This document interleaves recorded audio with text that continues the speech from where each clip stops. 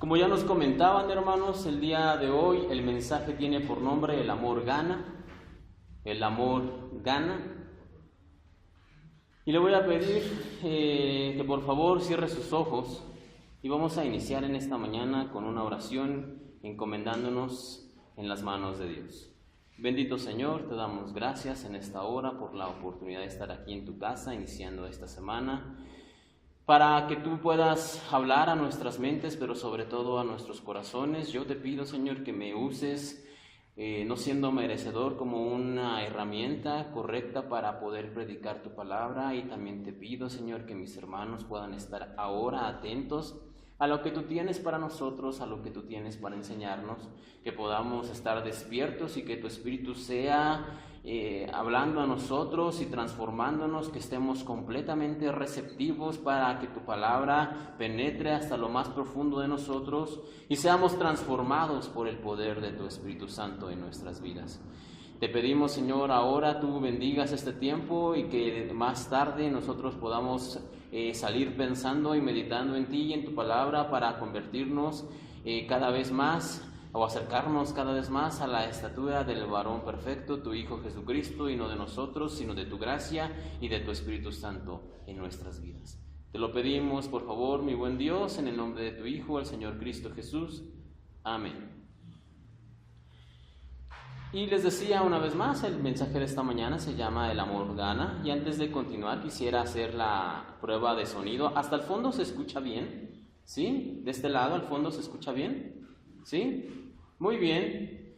Si todos estamos bien en cuestión de sonido, el día de hoy vamos a comenzar. Y el mensaje, les decía, es El amor gana. Y en la Biblia encontramos algunas divisiones. La más conocida es las dos divisiones principales que tenemos.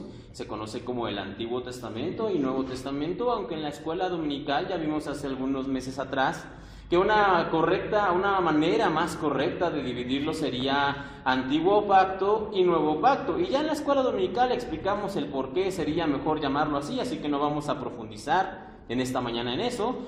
Y si no lo sabe, le invito a que usted lo pueda investigar en la semana, porque sería mejor llamarlo así. Pero les decía, la Biblia se divide generalmente en Antiguo Testamento y Nuevo Testamento, y cada uno de esos testamentos también tiene una serie de subdivisiones que nos van a ayudar a entender de una mejor manera cómo está compuesta, cómo es la estructura de la Biblia. En el caso del Antiguo Testamento vamos a encontrar las subdivisiones del Pentateuco, de los libros históricos, los libros de sabiduría y los libros de los profetas mayores y profetas menores, que es precisamente donde vamos a estar viendo en estas semanas.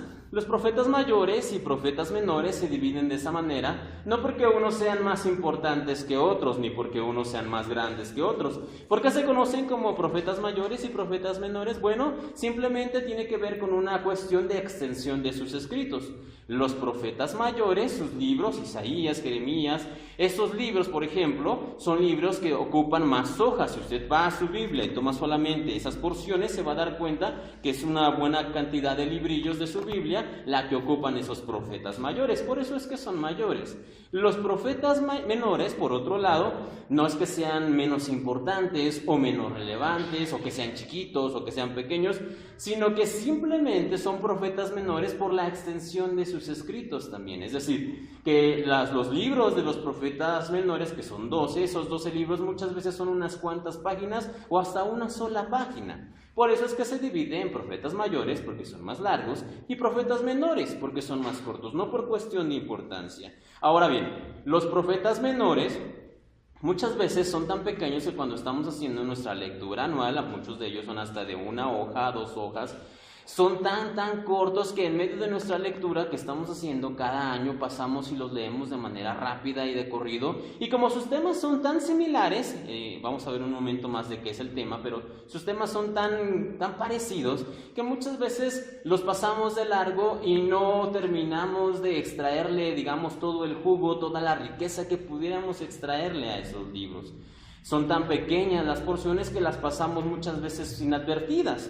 Pero debemos recordar que la Biblia nos enseña, usted lo puede encontrar, 2 de Timoteo 3, versículos 16 y 17, que nos dice: toda la Escritura es inspirada por Dios y útil para enseñar, para redarguir, para corregir, para instruir en justicia, a fin de que el hombre de Dios sea perfecto, enteramente preparado para toda buena obra. Toda la Escritura es inspirada por Dios, hasta esos libros pequeñitos son inspirados por el Señor. Y reitero, nos perdemos muchas veces de esa riqueza en esos libros porque pasamos rápido leyéndolos en nuestra lectura anual.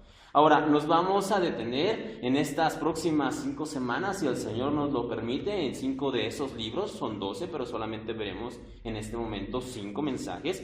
Y de ahí es donde surge precisamente el nombre de esta serie de sermones que vamos a estar viendo en este mes, que se llama Palabras Mayores de los Profetas Menores. ¿Okay? Palabras mayores de los profetas menores. ¿Por qué? Porque, reitero, esos pequeños libros tan cortitos tienen un gran mensaje para nosotros. Y vamos a comenzar en esta mañana con el libro de Oseas.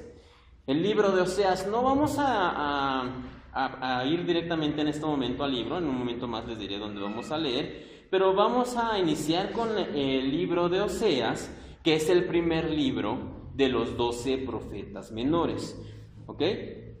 Y si bien es cierto que el mensaje de los profetas, tanto mayores como menores, es un mensaje similar, ¿cuál es ese mensaje? Dios envía a estos hombres al pueblo de Israel, su pueblo, el pueblo de Dios, para darles un mensaje general. ¿Cuál es ese mensaje? Que el pueblo tiene que arrepentirse de sus pecados, y el mayor de sus pecados será la idolatría. Ese era el mayor de los pecados que constantemente el pueblo desde el tiempo de los jueces había estado cometiendo. De hecho, vimos hace unos meses atrás acerca del libro de los jueces, pero veíamos en ese entonces que el pecado reiterado de los jueces, ¿cuál era? Bueno, que se levantaba una generación que no conocía a Dios, los atacaban, los conquistaban, se arrepentían, pedían perdón a Dios, Dios los liberaba y pasaba exactamente lo mismo, ciclo tras ciclo tras ciclo. Es decir, venía una nueva generación que no conocía a Dios, el pueblo era conquistado, pedían ayuda a Dios, Dios los liberaba, y otra vez, y otra vez, y otra vez. Y ese pecado de idolatría no se termina en el libro de los jueces. Después viene el libro de los reyes, y si bien es cierto que hay un rey, en este caso David, donde el pueblo crece, y después Salomón su hijo, donde el pueblo florece, después de ellos, los reyes que les continuaron, la mayoría fue malo, hubo más reyes malos que reyes buenos. Y estos reyes incitaron al pueblo a esto precisamente que estamos viendo el día de hoy, el pecado de la idolatría. Es en medio de toda esta situación donde estos profetas que Dios envía se levantan para darle un mensaje al pueblo y decirle: arrepiéntanse. Aléjense de sus malos caminos, dejen atrás la idolatría, acuérdense de Dios, sirvan al Señor. Y este mensaje se repite y se repite en cada uno de los libros que usted puede leer en la Biblia. ¿Ok? De hecho, vaya para allá, por favor, Oseas 11:7 lo resume muy bien en Oseas capítulo 11, versículo 7, esta era la actitud del pueblo. Entre tanto, dice el Señor, entre tanto mi pueblo está adherido a la rebelión contra mí, aunque me llaman el Altísimo, ninguno absolutamente me quiere enaltecer. Aunque me llaman el Altísimo, ninguno absolutamente me quiere enaltecer, dice Oseas 11:7.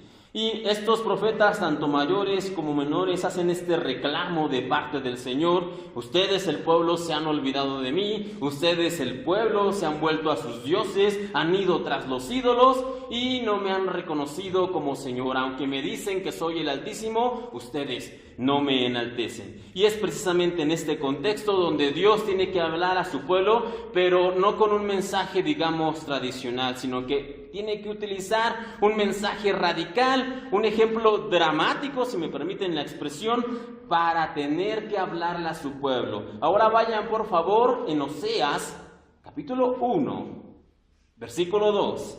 Y este es posiblemente el ejemplo, la ilustración más dramática que usted encontrará en la Biblia, que Dios utilizó para hablarle a su pueblo. Dios le habla al profeta Oseas en Oseas 1, versículo 2, y le dice: cuando el Señor le habló por primera vez a Israel por medio de Oseas, le dijo al profeta: ve y cásate con una prostituta, de modo que algunos de los hijos de ella sean concebidos en prostitución. Esto ilustrará cómo Israel se ha comportado como una prostituta al volverse en contra del Señor y al rendir culto a otros dioses. Hay muchos ejemplos en la Biblia donde Dios utiliza ilustraciones para hablarle a su pueblo. Por ejemplo, en el libro del profeta Ezequiel, él manda a Ezequiel a un valle y le dice, mira, habla al pueblo por medio de este ejemplo, el valle de los huesos secos.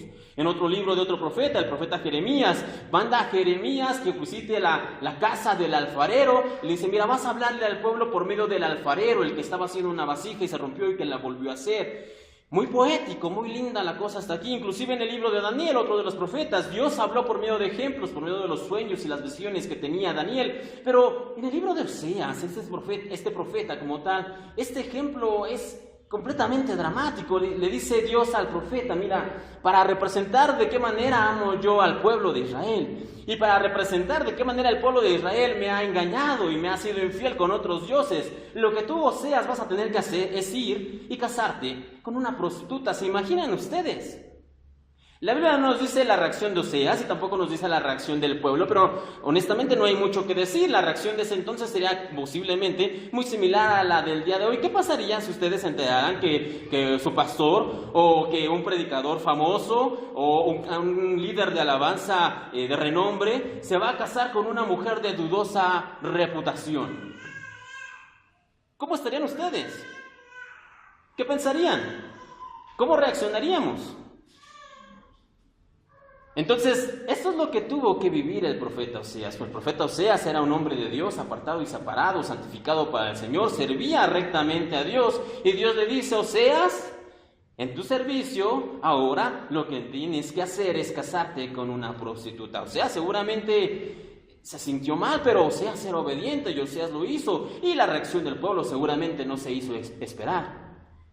La gente hablaba, las murmuraciones, las quejas, siendo un hombre de Dios, mira nada más con la mujer que se vino a casar. Pero esto lo hacía el profeta Oseas por instrucción de Dios y Dios lo mandó, Dios lo pidió porque quería ilustrar un punto, quería ilustrar cómo es que Dios ama a su esposa, en este caso el pueblo de Israel, y cómo la esposa simplemente le es infiel, cómo la esposa lo engaña, cómo la esposa no corresponde al amor de Oseas o no corresponde al amor de Dios. Ahora bien, no solamente pasó eso, sino que la Biblia continúa el relato y nos dice que cuando Oseas se casa con esta mujer llamada Gomer es su esposa, dice que tuvieron 3 hijos. El primero de ellos, Dios le dijo a Oseas, bueno, Oseas, le vas a poner a tu hijo Jezreel. Y la Biblia nos explica, usted más a detalle y con tranquilidad en la semana puede leer este libro del profeta Oseas, son solamente 14 capítulos, en una sentada usted tranquilamente lo puede leer, pero le dice Dios cuando nace el primer hijo de Oseas y Gomer, que a su primer hijo le ponga Jezreel, y le dice Dios que esto habría de simbolizar que el pueblo de Israel había de pagar sus malas acciones por medio de aflicciones. Dice, vas a ponerle a tu hijo el nombre de Jezreel y se llamará Jezreel porque esto simboliza que ustedes, el pueblo de Israel, va a pagar todo lo malo que hizo por medio de aflicciones. ¿Se imagina? ¿Se imagina? Papá, ¿por qué me pusiste Jezreel? Como solemos decir, pero ¿por qué me pusiste Daniel? ¿Por qué me pusiste Laura? ¿Por qué me pusiste Juan? ¿No? Ah, es que tu abuelo se llamaba Juan. Ah, es que tu primo se llamaba Daniel. Ah, es que, pues te puse Jezreel porque el pueblo de Israel va a pagar con aflicciones. Imagínate. Pero la cosa no se detiene ahí. Dice la Biblia que después de este primogénito nació una hija, la primera hija de Oseas y Gomer. Y Dios una vez más habla con el profeta y le dice, mira, Oseas, ahora que tienes una niña le vas a poner Loruhama o Loruhama. Loruhama, y esto significa no compadecida o no amada o sin misericordia. ¿Por qué? Le dice Dios, porque ella representa que ya no tendré más compasión por ustedes, por el pueblo de Israel, le dijo Dios. Esto representa que ya no tendré más amor por mi pueblo, le dijo Dios a Oseas. Entonces esto viene a ser un segundo recordatorio, ya no solamente era Jezreel, sino que ahora era Loruhama. Y después de ella nació un tercer hijo, el tercer hijo de Oseas, y Dios otra vez más va y le dice, bueno, a este le vas a poner Lo-Ami, que significa no es mi pueblo. Porque a partir de ahora, Israel, ustedes ya no serán mi pueblo, y no solamente eso, dice el Señor, más importante, sino que ya no seré su Dios. De ahora en adelante ya no serán mi pueblo y ya no más seré su Dios. Así que para Oseas ser el ejemplo que Dios quería mostrarle al pueblo, no era una cuestión simplemente de narrar una historia o de visitar a un alfarero o de hacer simplemente una peregrinación a algún lugar, sino que lo tuvo que estar viviendo en carne propia, ser el ejemplo para el pueblo, casarse con una prostituta, tener 3 hijos y ponerle los 3 peores nombres de la historia. Y de esta manera, el pueblo tendría que entender qué era lo que estaba sucediendo. Sin embargo, el pueblo no entendió. El pueblo no se volvió de sus malos caminos. El pueblo no captó el mensaje que Dios les estaba hablando. Y antes de continuar con la historia de Oseas, quiero que veamos cuál era el pecado de Israel. Vaya por favor en sus Biblias, ahí mismo en Oseas, pero en el capítulo 14. Vamos a profundizar un poco en cuál era el pecado de Israel, cuál era el mensaje que Dios quería traerle al pueblo. Oseas, capítulo 14, versículo 3, dice de la siguiente manera: no nos librará el asirio, no montaremos en caballos, ni nunca más diremos a la obra de nuestras manos, dioses nuestros, porque en ti el huérfano alcanzará misericordia. En este sencillo versículo vamos a encontrar 3 pecados que Israel estaba cometiendo y por los cuales Dios estaba hablando al pueblo por medio de Oseas y por los cuales finalmente el pueblo fue castigado. El primero lo vamos a encontrar al principio: no nos librará el asirio, hasta ahí nada más. No nos librará el asirio. Y aquí vamos a encontrar el pecado de las alianzas incorrectas. El primer pecado que el pueblo de Israel estaba cometiendo es que se estaba uniendo y estaba haciendo alianzas con pueblos que no deberían. De hecho, desde un principio Dios se había querido mostrar al pueblo como su única fuente de recursos. Recordemos que Dios fue el que los liberó de Egipto, Dios fue el que los condujo a través del Mar Rojo, Dios fue el que los llevó en el desierto, los que los alimentó con maná, los que les hizo conquistar la tierra prometida. Desde un principio Dios siempre se quiso mostrar como la única fuente que necesitaba el pueblo y nada más. De hecho, al finalizar el libro de Josué en el capítulo 23, versículos 8 y 10, Josué le está hablando al pueblo y le dice: mas Jehová vuestro Dios seguiréis, como habéis hecho hasta hoy, pues ha arrojado Jehová delante de vosotros grandes y fuertes naciones, y hasta hoy nadie ha podido resistir delante de vuestro rostro. Un varón de ustedes perseguirá a 1000, porque Jehová vuestro Dios es quien pelea por vosotros, como él lo dijo. Desde un principio Dios les había instruido a su pueblo: no se hagan alianza con otras naciones, no se unan con otros pueblos, no vayan a través de otros, porque cuando ustedes lo hagan, entonces ellos los van a hacer pecar con sus dioses. Esa era la instrucción clara de Dios. Pero el pueblo, ¿qué es lo que hace? Comenzó a hacer alianzas. Y de hecho aquí nos dice que los asirios eran su esperanza. Los asirios, los egipcios mismos, habían hecho ellos alianzas, y cuando estaban en guerra, el pueblo de Israel esperaba que tanto los asirios como los egipcios los ayudaran. Y por eso es de suma importancia que nosotros al día de hoy cuidemos de nuestras amistades. ¿Por qué? El apóstol Santiago lo dice de la siguiente manera en Santiago 4:4. ¿No sabéis que la amistad del mundo es enemistad contra Dios? Cualquiera pues que quiera ser amigo del mundo se constituye enemigo de Dios. Nosotros no podemos andar por ahí regalando nuestra amistad, aunque se escuche mal. Nosotros no podemos ir por ahí en el mundo diciéndole a todos amigo. ¿Por qué? Debemos tener cuidado a quién llamamos amigo. Debemos tener cuidado con quién nos relacionamos. Podemos tener muchos conocidos, podemos tener muchos contactos, pero nosotros debemos tener cuidado como hijos de Dios a quién sí podemos llamarles amigos y a quién no.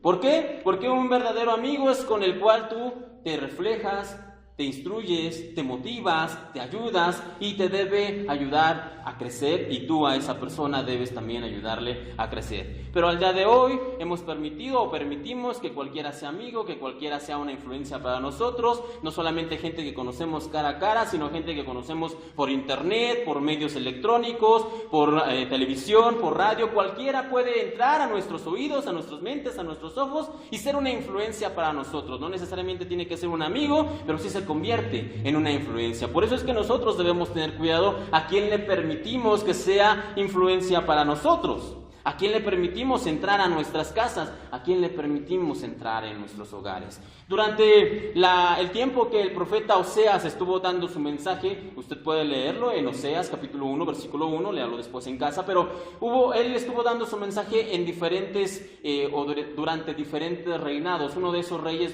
que estuvo ahí era el rey Ezequías. Y en Segunda de Reyes, capítulo 20, nos habla precisamente acerca de este rey Ezequías y nos dice que este rey se enfermó. Y el profeta Isaías fue a verlo para decirle de parte de Dios que iba a morir.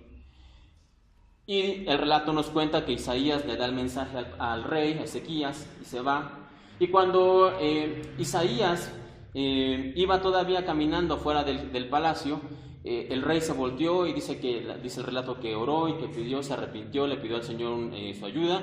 Y entonces Dios le habla al profeta Isaías y le dice: regresa y dile que he escuchado la oración al rey y que va a vivir. Y la Biblia nos dice que todavía vivió durante 15 años más. En este lapso de tiempo, durante esos 15 años, el rey de Babilonia también se enteró que este rey Ezequías estaba enfermo, así que le mandó unas visitas y le mandó unos presentes para preguntarle, muy amable el rey de Babilonia, entre comillas, para preguntarle cómo estaba.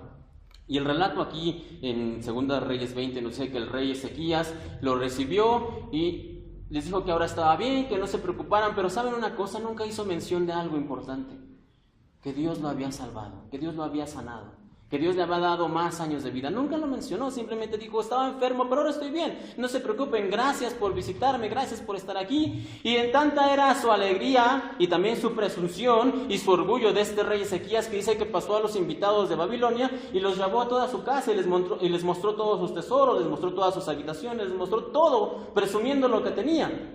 Poco tiempo después, el profeta Isaías llega con el rey Ezequías y le pregunta: bueno, ¿a qué venían? Ya le explica al rey qué era lo que estaban haciendo. Le dice: bueno, ¿y qué les mostraste? Y Ezequías no se siente mal. Le dice: bueno, les mostré todo. Todo se los mostré, todas las riquezas, todas las habitaciones del palacio, todo se los enseñé. Les permitió entrar hasta la cocina, digamos, de la casa. Y Isaías le dice: ¿qué mal has hecho? ¿Qué mal has hecho? Todo lo que ellos vieron, todo lo que vieron estas personas de Babilonia, todo lo que han traído tus padres, todo lo que han atesorado tus antepasados, todo eso se va a ir a Babilonia. No va a ocurrir en tu tiempo, le dice el profeta, pero todo lo que les enseñaste se va a ir.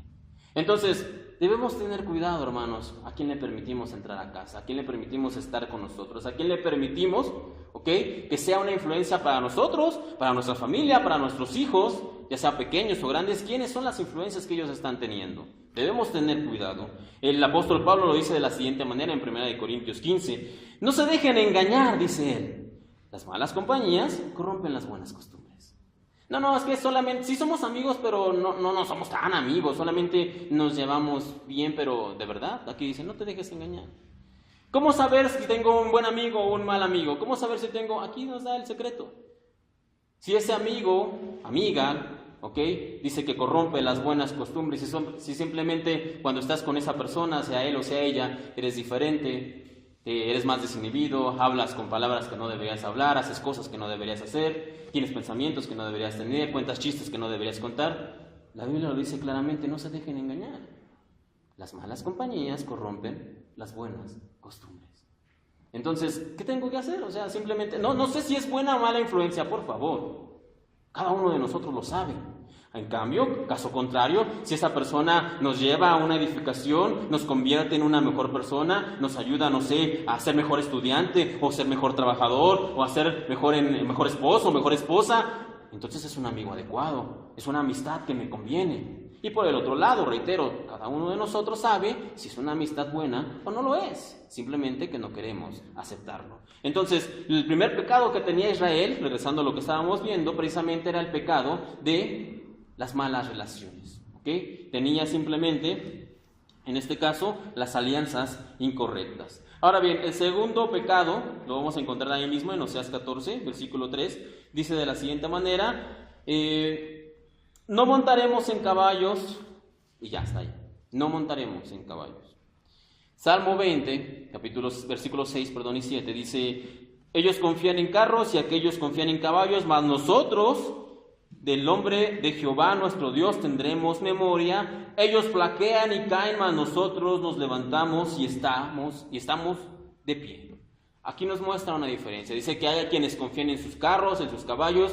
En el pasado, en la antigüedad, en este tiempo que estamos en el profeta Oseas, el poderío militar de una nación, de un reino, se medía en cuántos caballos, en cuántos carruajes y en cuántos soldados tenían. El segundo pecado del pueblo de Israel era que tenían confianza en ellos mismos.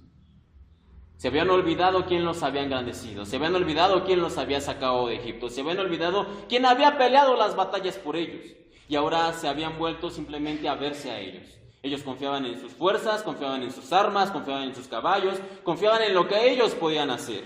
Y para Israel este pecado de orgullo fue el comienzo de su fin. Este pecado de creer que ellos eran, que ellos merecían, que ellos, sí, efectivamente decían, nosotros somos el pueblo escogido de Dios, y lo eran. Pero este saber, este conocer, los llenó de orgullo. Y muchas veces eso ocurre también con nosotros. Como iglesia, como creyentes, como cristianos, muchas veces también nosotros nos volvemos orgullosos. Nos llenamos de orgullo y creyendo que somos hijos de Dios, hijos del Rey, que somos herederos y coherederos con Cristo. Y es una realidad, y eso es verdad, pero eso nos llena de orgullo.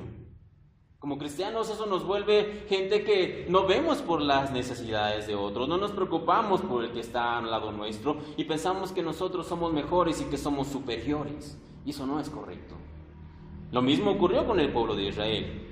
Este pueblo, que sí, efectivamente era el pueblo que Dios había elegido, se llena de orgullo por todas las posesiones que habían adquirido, por todo el poderío que ahora tenía, pero se olvidaron de dónde provenía. Se olvidaron que ellos antes eran una nación pequeña, y mucho antes de ser una nación pequeña solamente eran un hombre, Abraham.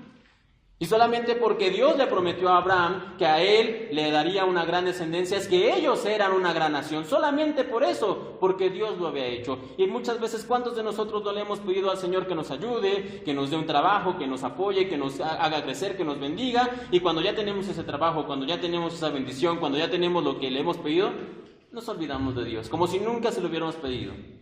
Como dicen por ahí, si te vi, ni me acuerdo. Entonces, el pecado de Israel, en este caso, el segundo pecado, era que se habían vuelto orgullosos y que ahora confiaban en ellos. En ese mismo salmo que leíamos, dice, Jehová te oiga en el día del conflicto. El nombre del Dios de Jacob te defienda, te envía ayuda desde el santuario y desde Sión te sostenga. Pero ¿cómo va a pasar esto? Bueno, tenemos que ser humildes. Tenemos que estar constantemente reconociendo que Dios es el Dios de nuestra salvación, que Dios es nuestro Dios todo suficiente, que Dios es el Dios que necesitamos. ¿Por qué? Porque para Israel fue un pecado bastante caro. Años más tarde, después de que Oseas y muchos otros profetas estuvieran dando su mensaje, el pueblo de Israel no escuchó. Se hicieron oídos sordos, no se arrepintieron, no regresaron de sus malos caminos, y entonces Dios decidió que retiraría su cuidado, su cerca de protección de su pueblo, y llegó un pueblo a conquistarlos. Y la devastación que sufrió el pueblo de Israel fue bastante grande. Toda su ciudad fue destruida, el templo fue quemado, gran parte de la población fue asesinada durante el ataque, y la juventud, digamos, la representación de esa nación, los jóvenes más fuertes, los jóvenes principales, entre ellos, por ejemplo, Daniel y sus amigos, fueron tomados y fueron llevados a otro país, lejos, para convertirlos a sus propias costumbres. Y el pueblo de Dios fue completamente humillado. Y en el día de su mayor desesperación, cuando clamaron a Dios, Dios no respondió. ¿Por qué? Porque no fueron humildes cuando tenían que haberlo sido. Entonces nosotros debemos tener cuidado que ese pecado del orgullo, que ese pecado de confiar en nosotros mismos no entre en nuestro corazón. Y dijimos que eran tres. Era el pecado de las alianzas incorrectas, el pecado de confiar en nosotros mismos, y el último dice... Y ni nunca más diremos a la obra de nuestras manos, dioses nuestros. El último pecado es el pecado más evidente, el pecado de la idolatría, que de hecho era el pecado por el cual Dios estaba constantemente hablando al pueblo para que se arrepintieran. Y bueno, no es difícil recordar en Éxodo 24 que uno de los 10 mandamientos, ¿cuál es? No te harás imagen ni ninguna semejanza de lo que está arriba en el cielo, ni abajo en la tierra, ni en las aguas debajo de la tierra. Digo, realmente esto más clarito no se puede.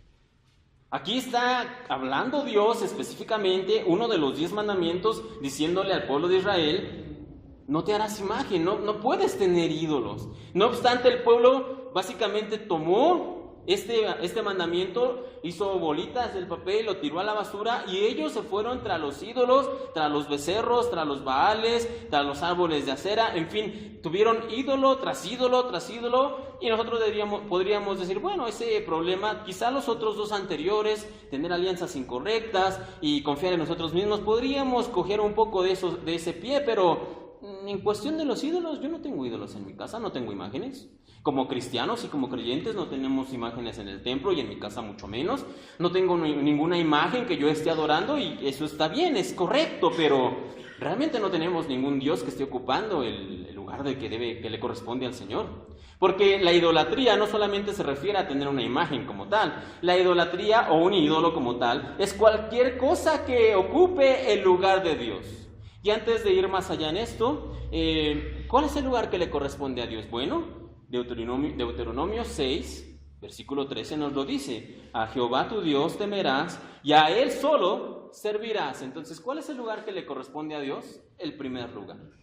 A Dios le corresponde siempre sí o sí el primer lugar, y si tenemos cualquier cosa o cualquier actividad o cualquier persona en ese lugar, entonces tenemos un ídolo. Si tenemos a un hijo, o a un esposo, o a una esposa, o a un trabajo, o a un auto, o a una casa en el primer lugar en nuestro corazón, entonces eso es un ídolo. Y estamos quitando el lugar que le corresponde a Dios para poner ahí un ídolo. Y entonces nosotros somos idólatras. Entonces no necesitamos tener imágenes para que nosotros podamos ser idólatras. Entonces, ¿qué debemos hacer? Bueno, lo que nosotros tenemos que hacer es constantemente estar evaluando nuestro corazón, porque para ser honestos, todos los humanos, todos nosotros tendemos a la idolatría. Siempre sí o sí tendemos a la idolatría. Y constantemente ponemos algo, a alguien o alguna cosa o actividad en el lugar que le corresponde a Dios, y por lo tanto tenemos que estar haciendo constantemente nosotros un análisis, una evaluación de nuestro corazón para ver que no tengamos a nadie ni a nada en el lugar que le corresponde a Dios. Y si lo tenemos que pedirle al Señor que lo retire y que Él siempre esté en el primer lugar. Vaya por favor en sus Biblias, en el Salmo 51. Salmo 51, ahorita le vamos a dar lectura, vaya usted para ahí, le voy a empezar yo a dar lectura. Salmo 51. Y le decía, ¿tenemos que hacer examen de nosotros? Sí, de hecho el Salmo 51 nos dice cómo. Ten piedad de mí, oh Dios, conforme a tu misericordia, dice el salmista, conforme a la multitud de tus piedades, borra mis rebeliones, lávame más y más de mi maldad y límpiame de mi pecado, porque yo reconozco mis rebeliones y mi pecado está siempre delante de mí. Purifícame con hisopo y seré limpio, lávame y seré más blanco que la nieve. Crea en mí, oh Dios, un corazón limpio y renueva un espíritu recto dentro de mí. Entonces aquí el salmista nos está hablando efectivamente de que nosotros tenemos que estar constantemente pidiéndole al Señor: Señor, muéstrame si yo tengo algo mal en mí, muéstrame si yo tengo un ídolo en mi corazón y quítalo.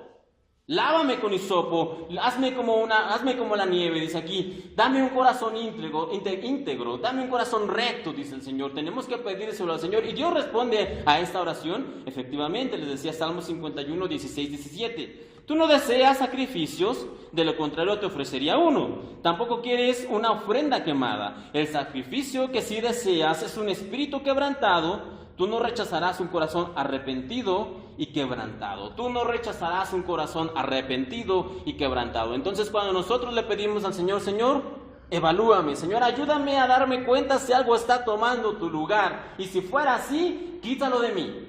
Ya sea una persona de mi familia, o sea alguna cosa, o alguna actividad, algún deporte, algún instrumento musical, algo que esté tomando el primer lugar que te corresponde a ti. Si algo está ahí, quítalo, Señor. Tenemos que pedirle al Señor en oración, como decía el salmista: crea en mí, oh Dios, un corazón limpio y renueva un espíritu recto dentro de mí. Tenemos que estar pidiendo. Pero ahora sí, regresemos con Oseas, que decíamos que era la historia que estábamos viendo. Y la Biblia nos cuenta que luego que Oseas se casó con Gomer y que tuvieron 3 hijos, la Biblia nos dice que esta mujer Gomer simplemente se fue. Abandonó a Oseas, abandonó a sus hijos y se fue y se dedicó a una vida completa de prostitución y estuvo un tiempo de lleno completamente como prostituta. Y Dios una vez más va con el profeta y le vuelve a hablar en Oseas 3, capítulo 3, versículo 1 3, le dice: entonces el Señor me dijo, ve y ama otra vez a tu esposa, aun cuando ella comete adulterio con un amante. Esto ilustrará que el Señor aún ama a Israel, aunque se haya vuelto a otros dioses y le encante adorarlos. Así que la recuperé pagando 15 piezas de plata, 5 canastas de cebada y una medida de vino. Entonces le dije: tienes que vivir en mi casa por muchos días y dejar la prostitución. Aun cuando esta mujer era la esposa de Oseas, Oseas tuvo que ir y pagar por ella para poder llevarla a su casa, a su propia esposa. Tuvo que ir y pagar, y el Señor es claro y específico en eso. Le dice: mira, Oseas, tú vas a hacer esto, lo cual es una completa locura, pero tienes que hacerlo porque de esa manera es la manera en la que yo amo al pueblo de Israel. Y de esa manera es la manera en la que el Señor nos ama. Un amor infinito, incomparable, incondicional, que nos da una oportunidad cada mañana. Si usted esta mañana está aquí y está respirando y se siente con vida, es una nueva oportunidad que el Señor nos está dando para amarle de la manera en que Él nos ama. Oseas es una representación de Dios, una figura de cómo el Señor siempre permanece fiel a su pueblo, esperando que correspondamos a su amor y que seamos fieles a Él. Gomer somos cada uno de nosotros, pero no de una forma colectiva, porque si todos nosotros somos ella, porque cuando somos muchos entonces pues no se sienten los golpes. No, Gomer somos cada uno de nosotros, pero de manera personal. Somos como esa mujer que engaña al Señor, que es infiel, que le dice el domingo: Señor, te voy a servir, y canta levantando las manos y cerrando los ojos, pero de lunes a sábado nuestra vida es bastante cuestionable, como la vida de esa mujer. Somos como esa mujer que, aunque tenemos las promesas de parte del Señor y que Él nos bendecirá y que Él nos ayudará, decidimos: no, yo prefiero ir tras otros dioses, tras otras cosas, y tenemos ídolos, ya sea el ídolo del trabajo, el ídolo de la familia, el ídolo de las preocupaciones, en fin, cualquier ídolo que esté ocupando el lugar de Dios, y dejamos a Dios, y Dios sí es el Dios, pero el Dios de los domingos, el Dios de la hora del culto, el Dios simplemente de una vez a la semana, pero no es mi Dios, como leíamos al principio. Le decimos el Altísimo, pero no lo enaltecemos realmente. Así que, si pudiéramos resumir el mensaje del libro del profeta Oseas en una sola frase, sería: el amor gana. Si pudiéramos resumir ese libro, sería: el amor gana. Pero no estoy hablando aquí de un amor romántico al estilo de las películas de Hollywood, donde los personajes principales tienen ciertas desventuras, pero al final terminan viviendo felices para siempre. No estoy hablando de eso, sino estoy hablando del amor de Dios, el amor de Dios que siempre gana. Pero para poder entender un poquito más acerca de ese amor de Dios, tenemos que entender una cosa. Si Dios simplemente nos pidiera: ámense unos a otros, si simplemente Él nos dijera: ámense unos a otros, entonces tendríamos cierta oportunidad de defendernos y de alegar en contra de Él, a decirle: bueno, tú me pides que yo ame a mi prójimo, pero ¿y cuándo me enseñaste a hacerlo? Si nosotros tuviéramos un Dios, reitero, que solamente nos lo pidiera, pero nuestro Dios no es así. Nuestro Dios dijo: bueno, yo no solamente he de pedirle a mi pueblo, a mis hijos, que se amen los unos a los otros, sino que yo he de mostrarles cómo se deben de amar. Y he de darles la máxima expresión de amor. Y de hecho, 1 de Juan 4:10 dice: en esto consiste el amor, no en que nosotros hayamos amado a Dios, sino en que Él nos amó a nosotros. Y aquí la parte importante: y envió a su Hijo en propiciación por nuestros pecados. Y el versículo no termina ahí. Dice: amados, si Dios nos ha amado así, debemos también nosotros amarnos unos a otros. Así que nosotros no tenemos a un Dios que simplemente viene y se para delante de nosotros y nos dice: ámense unos a otros, pero no nos da el ejemplo de cómo hacerlos. No, sino que es el Dios que envió a su Hijo al mundo a morir por nosotros para decirnos: yo te amo de esa manera, yo te amo tanto que entregué a mi Hijo, al que más amo, para que Él muera en tu lugar y para que tú tengas oportunidad de venir a mí por medio de su muerte. De esa manera es la manera en que yo te amo, y de esa manera es la manera en que yo te pido que ames a tu hermano que está a tu lado, que ames a tu hermano que está frente de ti. Esa es la manera en que yo quiero que ustedes se amen. Es un Dios que enseña no solamente con palabras, sino que enseña con ejemplo.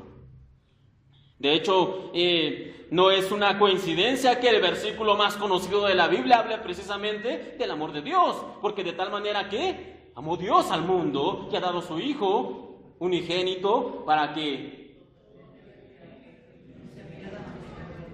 todo aquel que cree no se pierda, mas tenga vida eterna. No es coincidencia que el versículo más famoso de la Biblia hable acerca del amor de Dios, porque Dios nos está pidiendo constantemente que seamos como Él y que amemos como Él.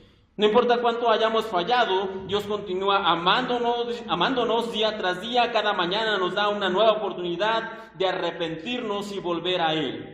Su misericordia es más grande que cualquier falta y su gracia es mayor que cualquier pecado, y el amor de Dios siempre gana. Por encima de cualquier falta, por encima de cualquier pecado, por encima de cualquier equivocación que nosotros hayamos tenido en nuestras vidas, el amor de Dios siempre gana, y cada vez el Señor siempre está con sus brazos extendidos diciéndonos: tienes una nueva oportunidad. Luego de que Oseas comprara a su esposa una vez más y regresara a casa, la Biblia, usted puede leer Oseas después, pero ya no nos dice nada acerca de qué pasó. No nos dice cómo continuó la historia, si fue una historia de esas de Hollywood, les decía, donde vivieron felices para siempre. No nos dice qué pasó en casa.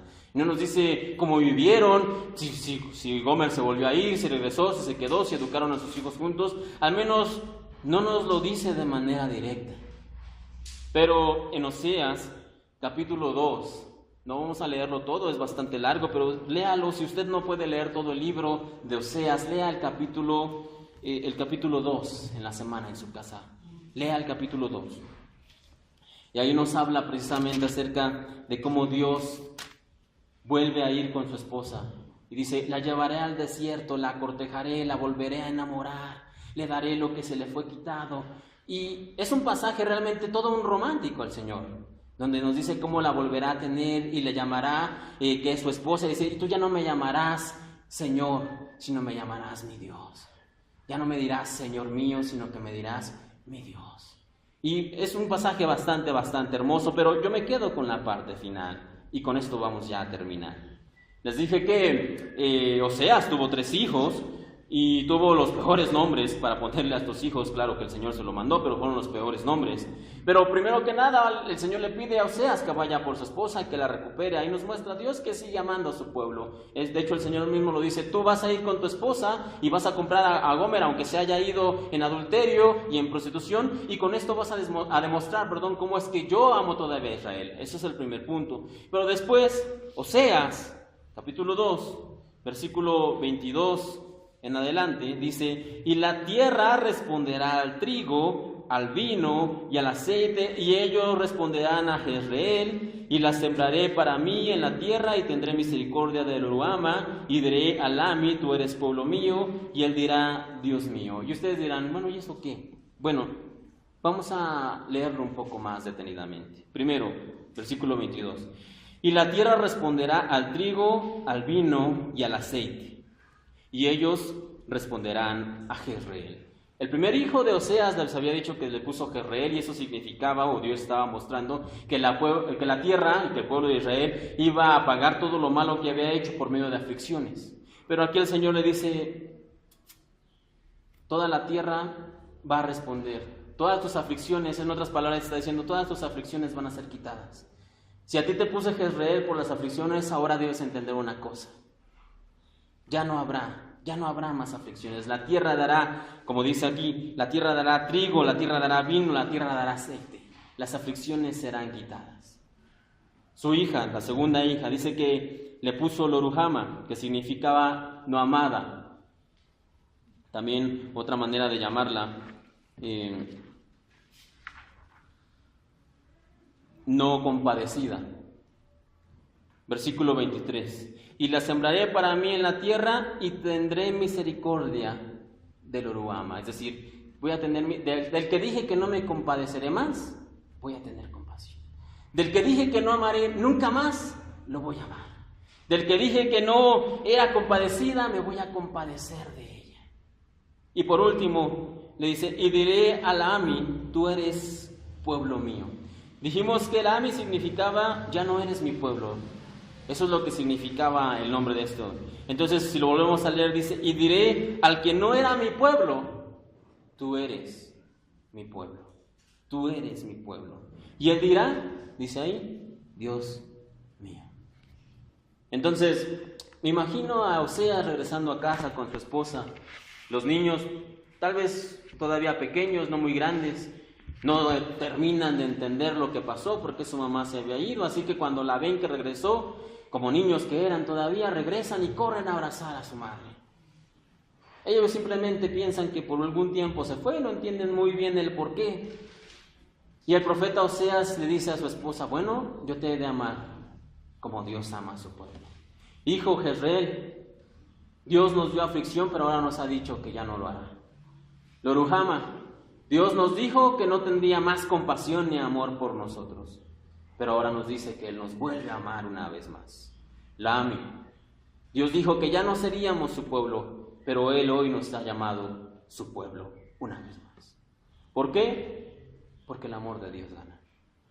El amor de Dios siempre gana. No importa lo que hagamos, no importa cuánto nos alejemos, no importa cuánto nos hayamos desviado en el camino, el Señor siempre nos da una nueva oportunidad. Y como comentaba hace un momento atrás, si el día de hoy usted está aquí y si el día de hoy usted todavía vive, usted todavía tiene una oportunidad para demostrar y para corresponder el amor que tiene Dios por nosotros, el amor que tiene Dios por su pueblo. Cierra sus ojos y vamos a orar pidiéndole al Señor que nos dé la capacidad de corresponder y de agradecer el amor que Él tiene por nosotros. Bendito Señor, te damos gracias por el mensaje de este profeta, el profeta Oseas. Y te damos gracias porque así como Oseas amó a Gomer, sabemos que tú, Señor, nos amas a nosotros, aunque hemos sido infieles, aunque hemos ido tras otros ídolos, tras otros dioses, aunque no hemos correspondido a tu amor. Señor, tú nos das una nueva oportunidad cada mañana y queremos, Señor, realmente aprovecharla. Padre, de nosotros no proviene un amor sincero, puro, correcto, un amor divino. Pero, Señor, te pedimos, todos los que estamos aquí, que tú produzcas en nosotros esa calidad de amor, ese amor divino para poder amarte de la manera correcta, para poder amarte, Señor, de la manera que debemos amarte y para poder corresponderte realmente. Señor, perdona nuestras deudas, nuestros pecados, nuestra maldad, perdona todas esas equivocaciones que hemos tenido. Y Padre, por favor, ayúdanos a amarte a ti, a amar tu palabra, a amar el obedecerte, a amar el seguirte realmente de una manera fiel. Y de nosotros no proviene, y de nosotros no está, de nosotros no lo tenemos. Pero Señor, si tú quieres, realmente pon en nosotros ese deseo en nuestras mentes y en nuestros corazones. Te pido, Señor, por estas personas que están escuchando en esta mañana y te pido, Señor, por mí, para que nos ayudes realmente a amarte de una manera correcta, a serte fieles, Señor, y a regresar. No queremos, Señor, ser Jezreel, ni lo Ruhama, ni lo Ami, Señor, sino que queremos ser amados por ti, queremos recibir tu misericordia y queremos ser tu pueblo y queremos llamarte, Señor mío y Dios mío. Te pedimos tu ayuda para poder hacerlo, bendito Señor, en el nombre de tu Hijo, Señor Cristo Jesús. Amén.